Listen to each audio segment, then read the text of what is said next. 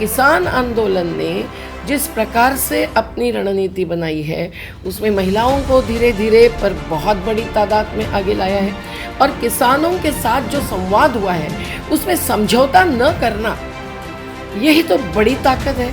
जन आंदोलनों की राजनीति और चुनावी राजनीति में जो फ़र्क है वो एक तो नशाखोरी का है और एक समझौताखोरी का है। और इसीलिए किसान आंदोलन को हम धन्यवाद देते हैं कि उन्होंने भारत में जबकि बेरोजगारी, शिक्षा से वंचना, स्वास्थ्य में बीमारी नहीं, मौते के मौते गंगा में बहाना, ये सब चित्र उभर आया था। नमस्कार, आप देख रहे हैं आई इंडिया और आज सीतापुर में खास मेहमान से आपका रूबरू कराने आपको जा रहे हैं और वो किसान महापंचायत में आज अभी से कुछ ही देर बाद भाग लेंगी। तो हम बात कर रहे हैं समाज सुधारक और नर्मदा बचाओ आंदोलन की अगुवाकार संस्थापक मेधा पाटकर जी की। वो हमारे साथ मौजूद हैं। आज उनसे जानेंगे जो किसान आंदोलन है वो बड़ा है या जो आप आंदोलन को जीत कर आई हैं। क्यों नहीं आखिर किसान आंदोलन जो आप लोग करते आ रहे हैं उसको सरकार मान रही है। नमस्कार कच्ची, आप जो आंदोलन की बात कर रहे हैं वो आंदोलन एक समाज को और शासन को भी आंदोलित करता है और इसीलिए जीत हार के हमारे नापतौल ही अलग है। आज किसान आंदोलन ने जो हासिल किया है वो आज़ादी के बाद बहुत कम आंदोलनों से हासिल हुआ है। हाँ, जयप्रकाश जी के नेतृत्व में आंदोलन हुआ था और मज़दूरों का आंदोलन छत्तीसगढ़ में शंकर गुहानियोगी जी के आधार पर हुआ था। नर्मदा आंदोलन ने 50,000 परिवारों का पुनर्वास लिया। पर आज भी हम सब आंदोलनों में देखते हैं कि जो ऊर्जा थी, जो समाज को दी थी, वो शासन तक बिल्कुल पहुंची नहीं दिखाई देती है। और सत्ता में जो बैठे हैं वो अगर गूंगे बहरे होकर बैठे हैं तो किसान आंदोलन ही है जो उनको बोलने के लिए, कुछ साजिशें करने के लिए, आंदोलन को बदनाम करने की मजबूर कर रहा है। तो ऐसा नहीं कि वो चुप बैठे हैं, वो दखल ले रहे हैं। और किसानों का स्थान सम्मान न केवल सत्ताधीशों के बीच में, हमको तो समाज के बीच में बढ़ाना है। क्योंकि जो अन्नदाता है वो उन्हें अगर अन्न खाता नहीं मानते हैं तो फिर कैसे होगी गैर बराबरी दूर? कैसे वो मंजूर करेंगे कि कोई अनाज के रेट बढ़ेंगे भी तो भी वो स्वीकार करेंगे जो दे सकते हैं? और गरीबों को तो हम लोग अन्न सुरक्षा मुफ्त में देने के पक्ष में हैं। इस आंदोलन ने एक नई राजनीति भी खोल दी है, क्योंकि राजनीतिक एजेंडा पर जो महत्व के मुद्दे होते हैं उसको न लाते हुए कहीं नशा वो शराब की हो या मजहब की हो, उसको पिलाकर खिलाकर वोट बैंक सुनिश्चित करना, उसका मैकेनाइजेशन करते हुए ईवीएम पर सवाल उठाने के लिए मजबूर करना, ये जो राजनीति करती आई है उसको जवाब मुजफ्फरनगर में ही मिला है। जहाँ दंगाग्रस्त क्षेत्र था वो आज एकजुटता पस्त क्षेत्र बन गया है। तो मुझे लगता है कि किसान आंदोलन को सरकार जवाब इसलिए नहीं दे रही है क्योंकि उन्होंने पहले ही कॉन्ट्रैक्ट फार्मिंग कर दिया है अडानी अंबानी के साथ। वो फार्मिंग यानी खेती करना चाहते हैं, फसल लेना चाहते हैं किसानों के हक की। तो इसीलिए वो तत्काल जवाब नहीं देंगे और जीवटता के साथ चलना, मंजिल तक पहुंचना, यही तो आंदोलन की विशेषता और ख्वाहिश होती है।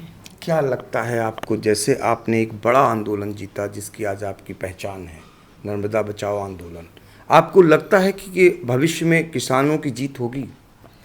देखिए, कोई भी आंदोलन अभी 100% जीता है ऐसा दावा नहीं कर सकते हैं।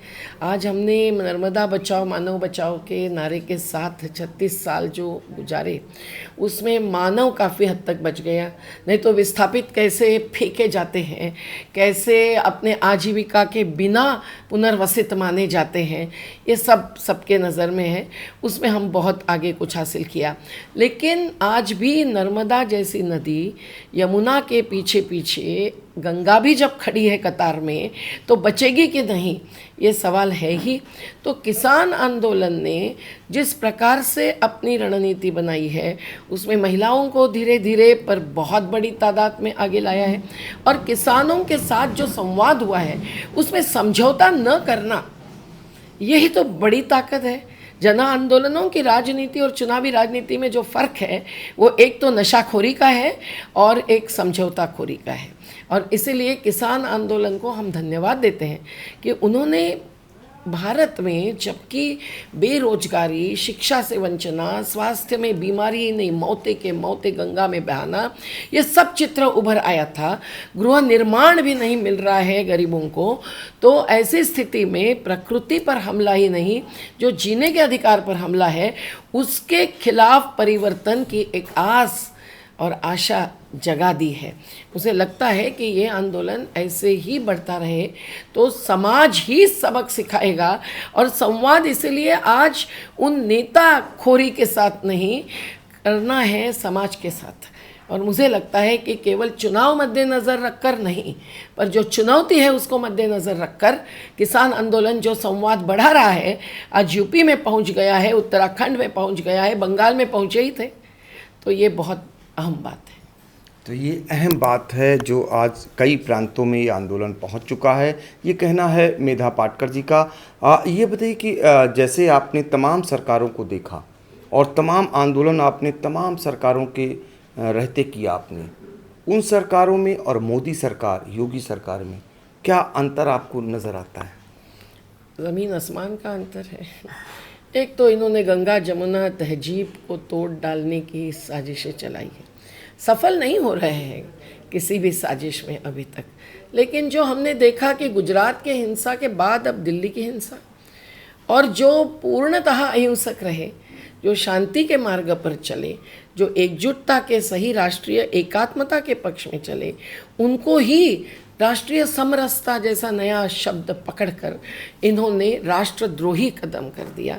और इसके लिए जो यूएपीए जैसे जो कानून लाए हैं, वो कानून तो संविधान के खिलाफ है, मानवीयता के खिलाफ है, और कई सारे ऐसे सामाजिक कार्यकर्ताओं को आज जेल बंद करके रखा है जिनका कोई संबंध ही नहीं था भीमा कोरेगांव की महाराष्ट्र में हुई हिंसा से। पर दूसरी बाजू इन्होंने देश बेचना जो शुरू किया है, आज सब लोग उन्हें जान रहे हैं चाय बेचने वाले के रूप में नहीं, देश बेचने वाले के रूप में।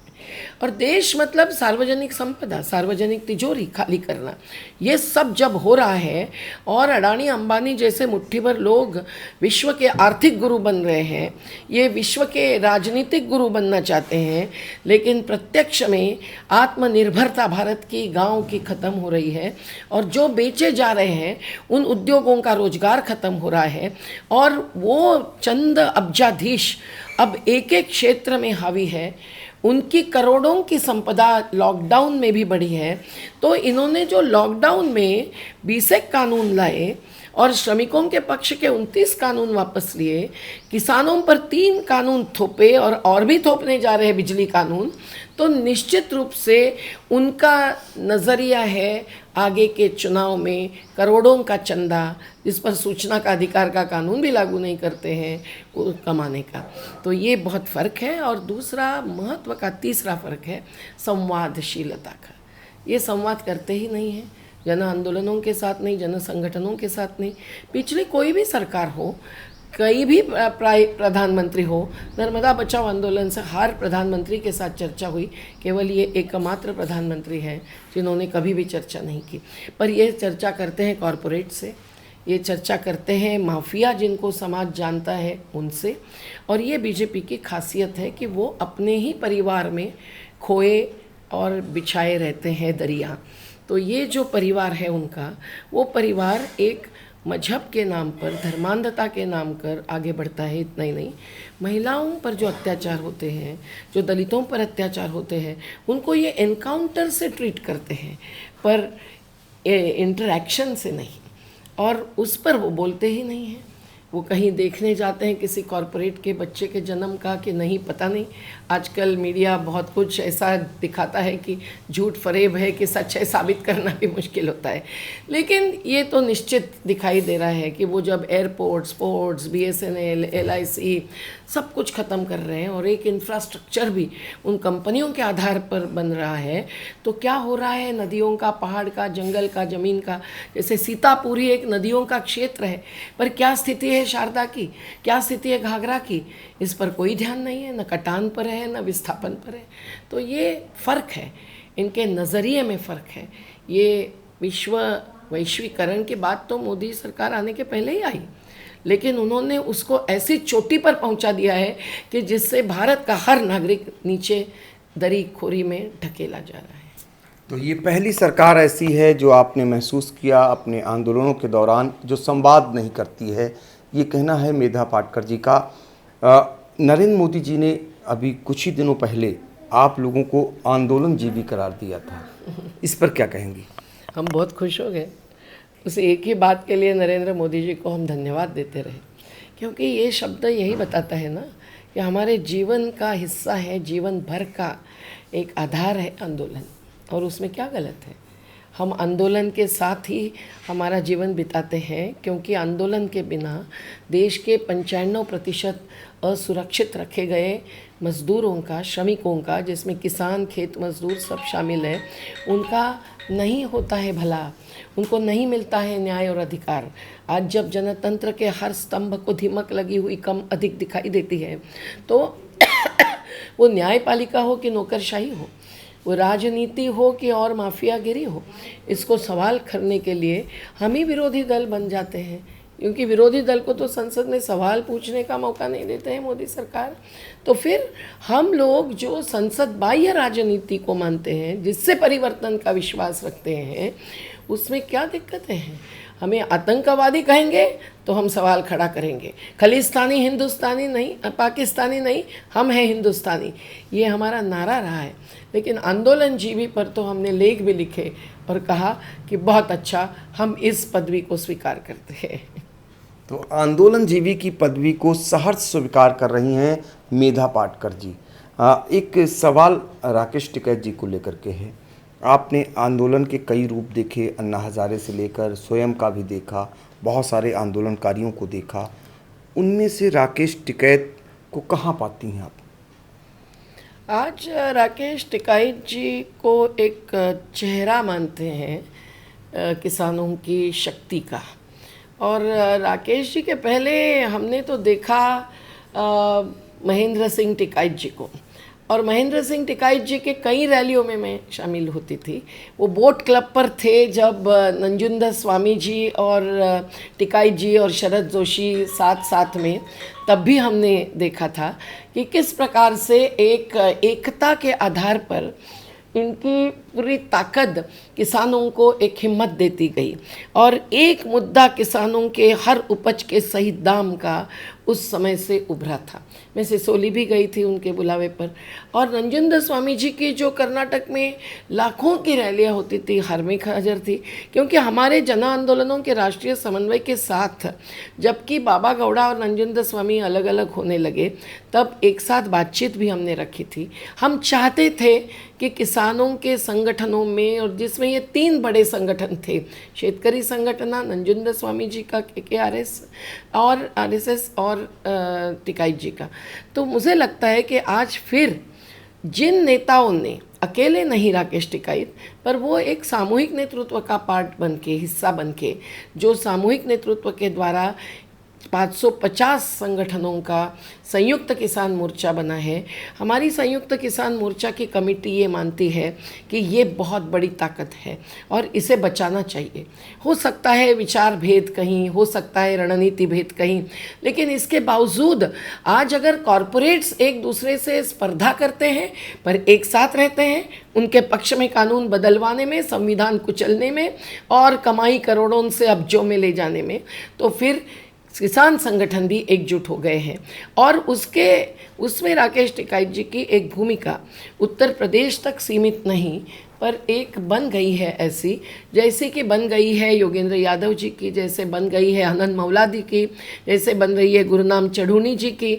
हरियाणा में करनाल में जो सामना किया, उसमें ये सभी एक साथ पहुंच जाते हैं, हम सब एक दूसरे को समर्थन देते हैं।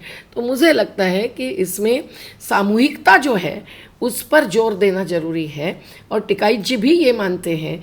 आज अभी जब राष्ट्रीय सम्मेलन हुआ तब सब लोग एकत्रित आए थे, उसमें अतुल कुमार अंजान जी भी है, उसमें आशीष मित्तल जी भी है, उसमें दर्शन पाल सिंह जी जिन्होंने पंजाब में बहुत बड़ा रोल निभाया, उसमें अपने बहुत सारे पंजाब के संगठनों के साथी कॉमरेड सत्यवान जी हैं, राजाराम सिंह जी हैं बिहार के। मुझे लगता है हर क्षेत्र में अपनी अपनी ताकत लेकर लोग चल रहे हैं, तो हम आज सीतापुर में भी संगठन जो हमारे साथ जुड़ा हुआ है उसको भी साथ लेकर ऋचा सिंह जी के साथ जन आंदोलनों की एकता के ही आधार पर खड़े हो रहे हैं और संवाद आगे बढ़ा रहे हैं।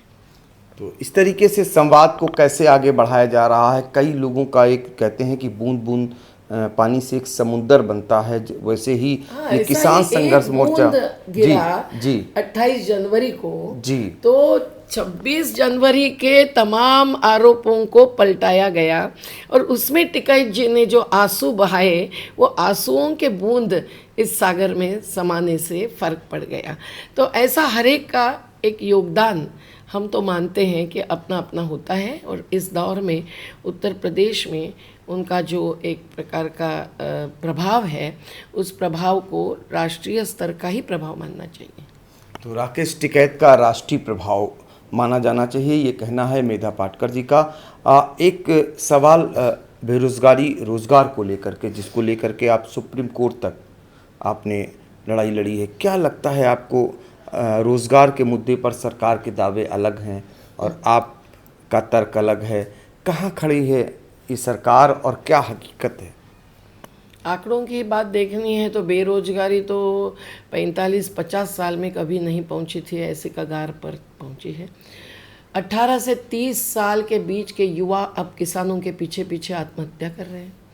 हमारे मध्य प्रदेश के क्षेत्र में एक बेरोजगार विरोधी आंदोलन युवाओं का खड़ा हुआ है, जिन पर अगर एफआईआर डाला जाता है तो करनाल के जैसे हजारों की तादाद में वो पहुंचते हैं और एफआईआर वापस लेना पड़ता है, पर लाठियां बहुत बरसती है उनके ऊपर।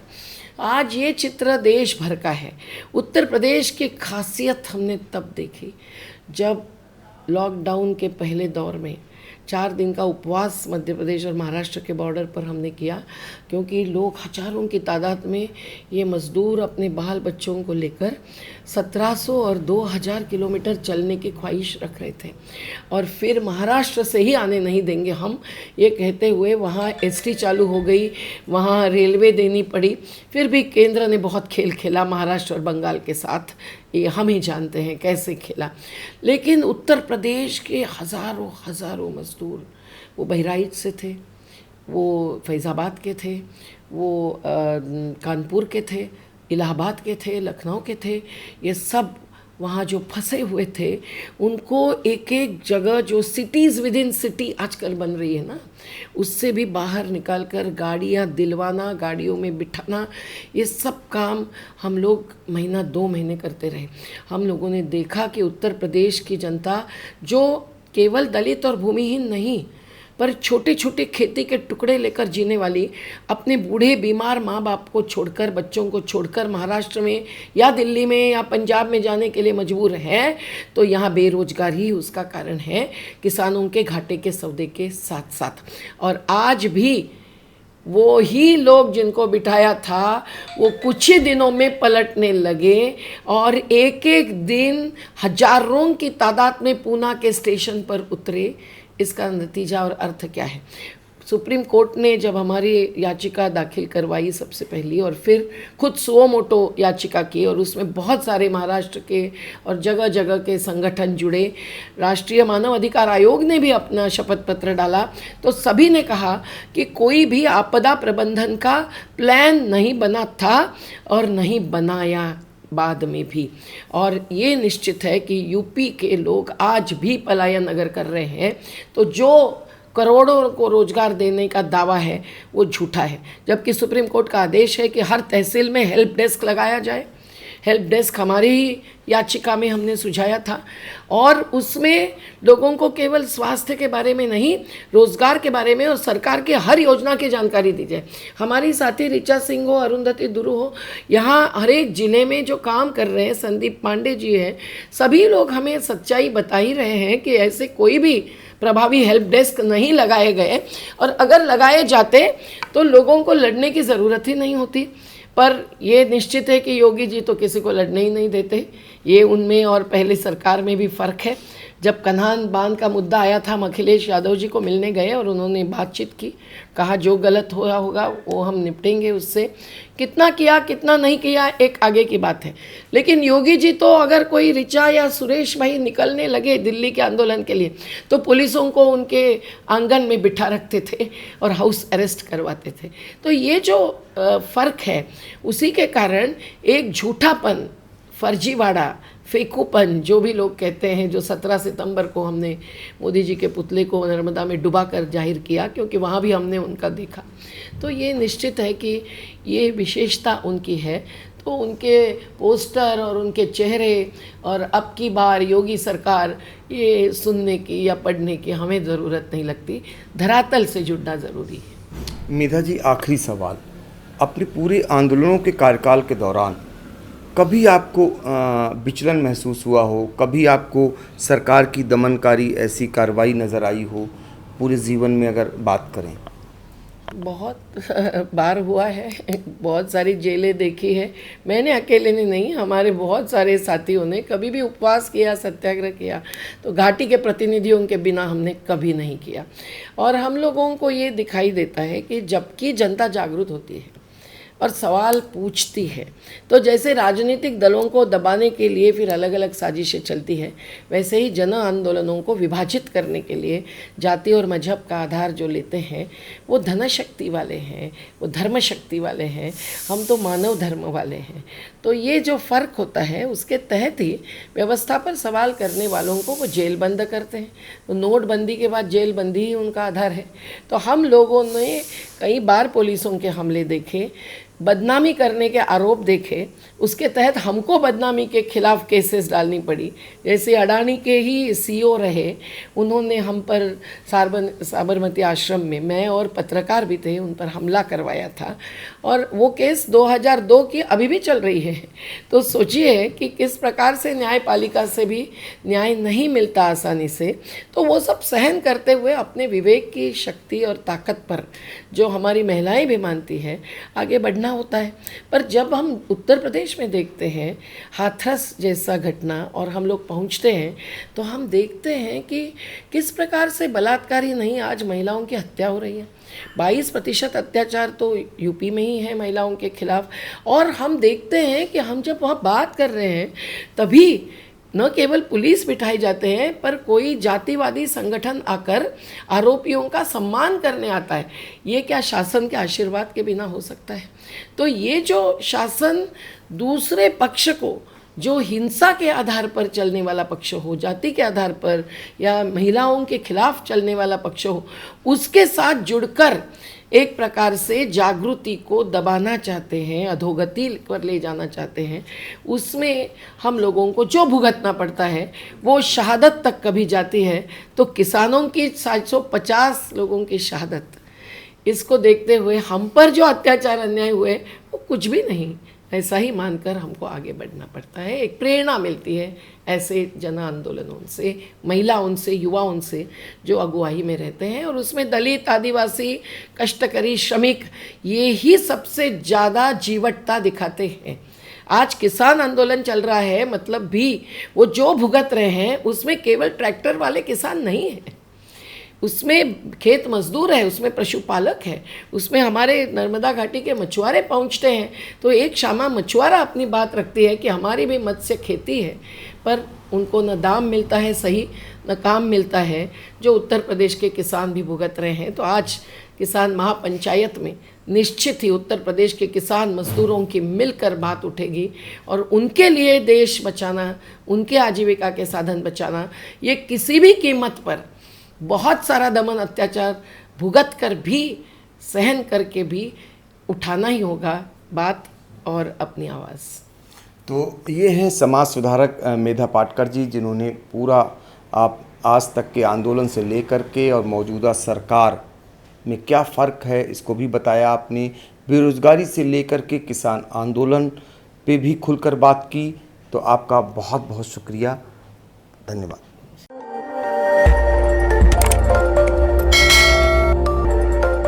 खबर आपकी, नजर हमारी। देखते रहिए आई इंडिया।